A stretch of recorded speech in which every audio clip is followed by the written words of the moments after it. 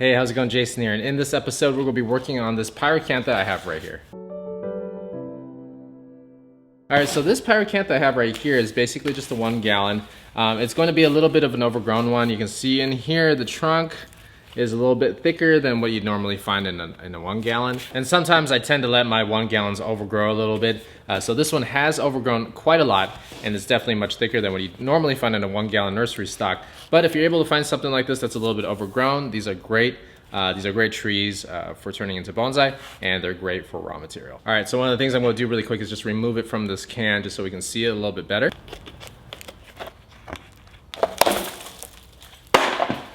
All right, so I've got this tree freed from the gallon can, so now I can take a better look at it and see if I can find a good front for the tree. So as you guys remember, we're looking for a good root base, a good taper, good movement. Okay, so if I look here, I've got a really ugly knot here. I'm gonna cut off, clean up a little bit of the roots, and those are gonna heal. Okay, then I can take a look at the base. And if we look on this side right here, there's some really nice movement. It comes over through here, and then comes back around like that. If we're on this side, it comes around like this and comes back. So the movement is pretty much the same on this side, and the root base is pretty good on both sides as well. On that side, as well as this side. So we're basically just going to choose which front we like more in terms of the movement. Taper, it's okay. You've got some reverse taper that starts up around here. So it starts off a little bit thick right here, and then from here it still stays the same. So there isn't really the best taper on this tree. And what we can do is we can trim it down a little bit where it is right here, where it gets a little bit thick, or we can kind of cover it with some foliage. But the first thing we're going to do is find our front, and I think a good front on this tree is going to be this side right here. I like this front right there. And the reason I like it is because it comes back in and leans forward and toward you a little bit, which I feel is a little bit more welcoming. So I like that as the front. And the next thing we're going to do, especially on these Pyracanthas, is that since it's a broadleaf, it's going to have branches growing out everywhere, is start to identify the branches that we like and eliminate the ones that aren't going to be suitable for it in the future. So I've got my all-purpose shear right here, and we'll do some cuts. Okay, if we're looking at a first branch, I think right here is okay, but this branch is actually already dead, so let's just trim that off. You might be able to use that one, and I think we're going to have to use this one right here as our first branch. And then I've got some pocket branches right in here. Right here, this one right here. That one right there we got cut, and the reason is because it's right inside this bend. The reason is because it's right inside that bend, and in order to see the movement, we can't be covering it with a branch. So basically this one on the front right here has to go. That one, and the one that was inside. And most likely this one right here, even if we bend it all the way down, it's not going to feel really nice, but we don't have any other branch, so we might have to use it. This one that's definitely inside the pocket is going to have to go as well.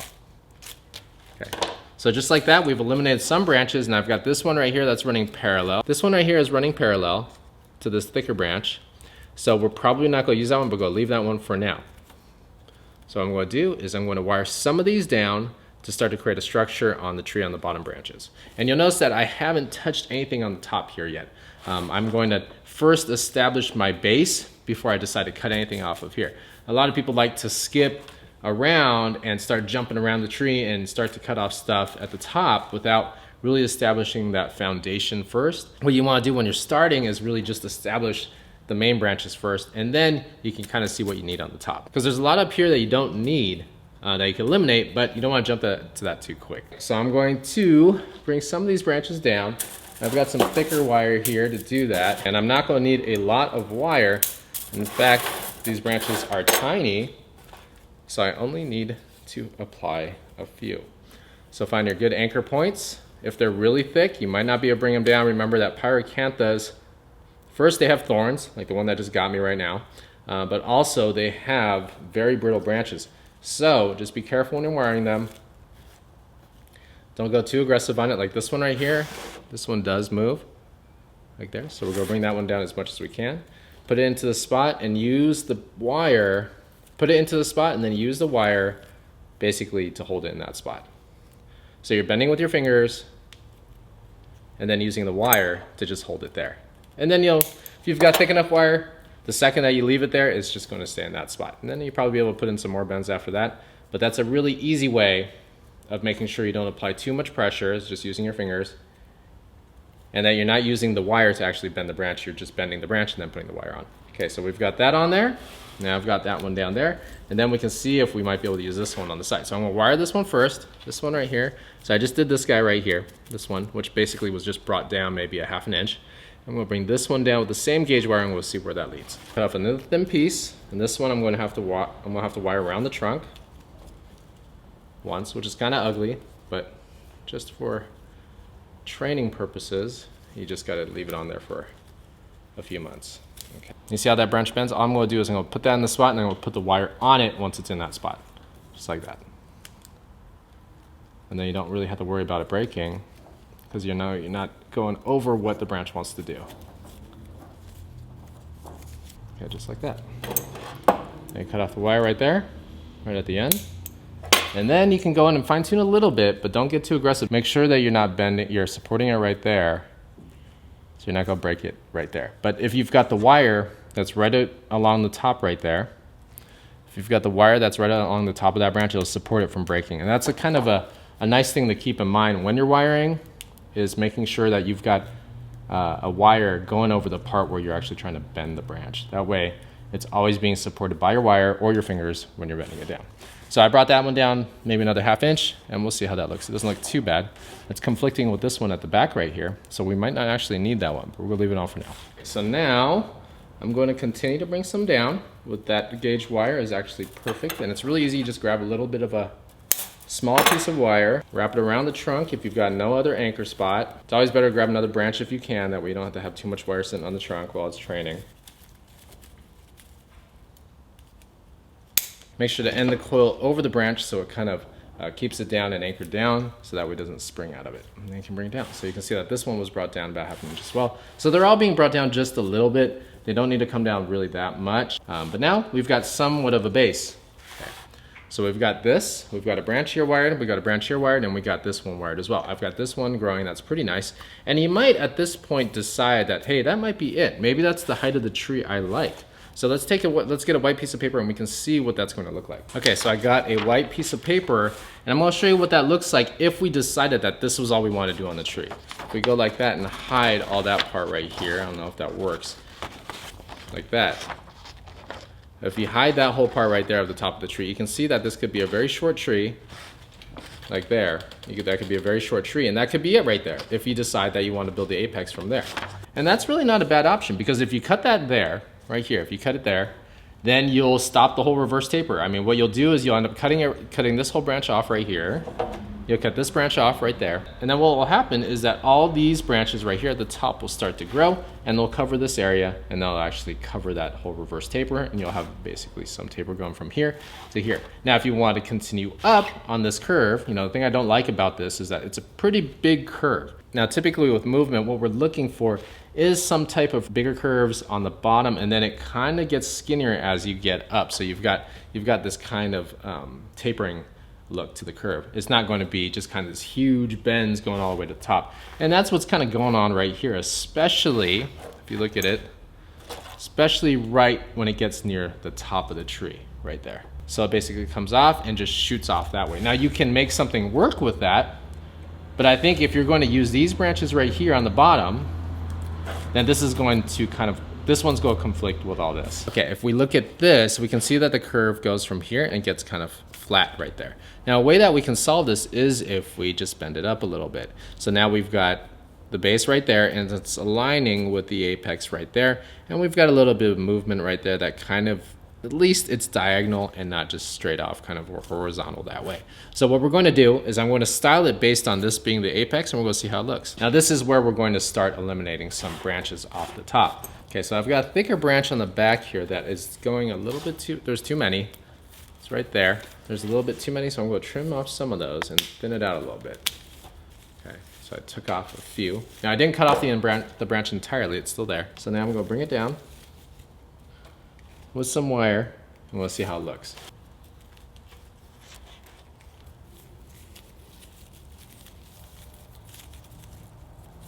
So I wired that one. Now I'm going to bring it down. So now it's going to look like this. It's looking like that. It's getting somewhere now.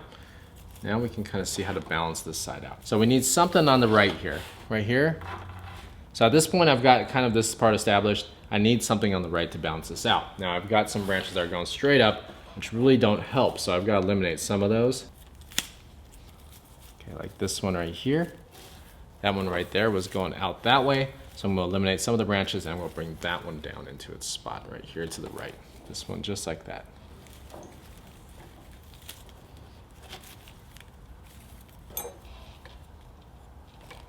Okay, so I've got that one wired, this one. Here's the front originally. That one was going out to the back, so now I'm going to bring it around into the front.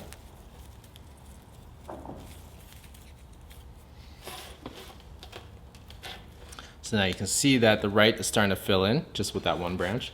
And I've got this one at the top that is way too long, that could just be cut off. Now I've got this one right here on the top, just needs to be brought down and swung over to the back.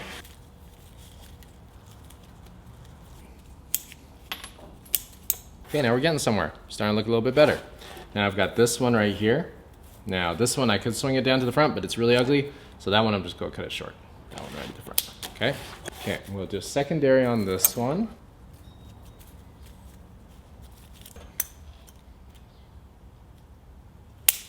Okay, so this one right here needs to be moved just a little bit.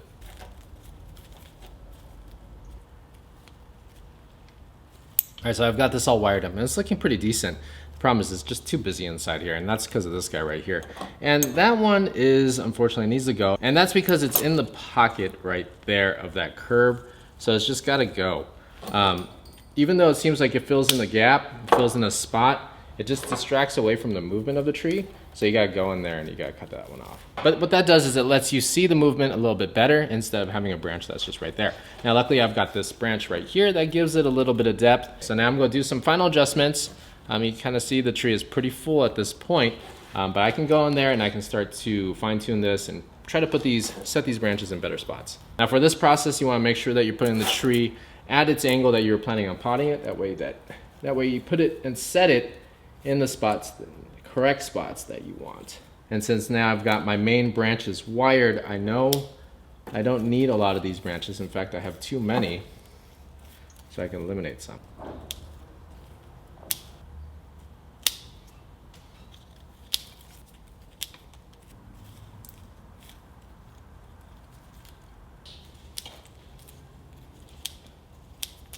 All right, so I've got the branches on this tree wired, and I'll show it to you.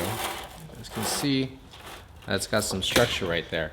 I've got a branch here. I eliminated the ones that were in the pocket, so I got rid of those. And I've got this one right here that I couldn't resist wiring, so I brought that in so you can see more of it for now. It just needs to grow out longer, but for now, to give the illusion that's a little bit longer, I bent it backwards and out so you can see the leaves a little bit better. Now, what I've got now is an interesting decision. I've got the movement of the tree going like this, shoots up and like that. And the interesting part of the movement is right around here. I think this part is really cool. Now the problem is I've got this branch right here that's interrupting that flow a little bit. Now if I get rid of it, then we'll see this movement completely, this bend right here, rather than it shooting off to this branch right here. Now I think that the top is fine. I've got a lot of alternating branches here, you know, left, right, left, right. The apex is up here. It's a little tall, but I think I'll probably shorten it up to about right here later on. But right now let's deal with this. I've got two branches that are coming off to your left, coming off this way. So they're both coming off, shooting off this way. So we've got to make a decision. Do we want to remove this branch? So I'm going to make a decision on it right now. You let me know in the comments if you like it, if you didn't like it, if you prefer to leave it there, or if you prefer that it's gone. So I'm going to remove it right now so you guys can see what it looks like without it, and then we'll see if we like it better that way.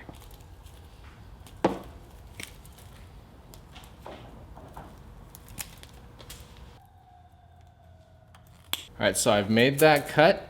And now you can see a little bit more movement here. I've gotten rid of this whole parallel thing going on that was right here. I've got this one that's coming off that will grow, and I think will be a much better alternative to that one. So if this one ends up growing out, I can use that instead. And now I've got this one that was on the back branch that I'll leave alone. I'm gonna leave that because that's giving the tree some depth on the back here, and I'm gonna leave that, and that doesn't interrupt or doesn't show as a parallel right here. The previous branch was basically coming off like this, so it's conflicting with this one right above it. So I had to choose. I could either keep this one or I could keep this one, and I really preferred that I use this one right here because that's already after the movement. So let me know in the comments which one you prefer, and then we'll see which one gets more votes. Okay, another thing about this tree is that it's still on the tall side. So if the first branch is somewhere around here, The height of this tree should only be about right here. Should probably be capped off right here. Now the problem is I don't have a lot of growth right in here yet. I've got one tiny branch or some buds right here, three leaves right there that will fill in this spot, but I'm gonna wait to cut this one right here. It's a little bit longer and really just needs to be shortened by 1 inch. But for now, I think that's what I'm gonna do to this tree, and I'm gonna let it grow. I'm gonna let these branches start to bud out, and then we'll see what this looks like in a few months. All right, so hopefully you guys enjoyed watching me style this 1 gallon. I think it's gonna look pretty nice. It'll probably fit into an 8-inch pot really nicely come the fall. But I'll make sure to put that on Instagram once I have that up. If you're not already following me on Instagram, it's just @EasternLeaf. Let me know what you thought about that cut. I know I'm gonna get some people that didn't like the cut. They liked the tree before. I know I'm gonna get some people that like it after the cut. Let me know in the comments. I'm curious about your opinions. If you have any questions, leave them in the comments below. Otherwise, thanks for watching.